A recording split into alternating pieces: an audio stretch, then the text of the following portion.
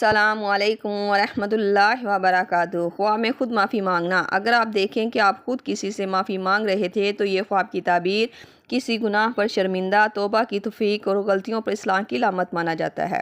اسی طرح اگر آپ خواب میں یہ دیکھیں کہ آپ معافی مانگتے ہوئے خواب میں شدید غصے، خوف یا پریشانی کے عالم میں تھے تو پھر یہ خواب کی تعبیر کسی بات کو لے کر سوچ، فکر اور شرمندگی کی علامت بھی ہو سکتا ہے۔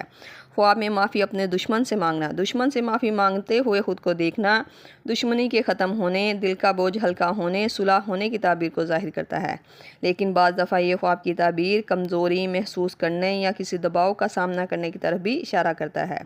خواب میں دشمن کو معافی مانگتے ہوئے دیکھنا۔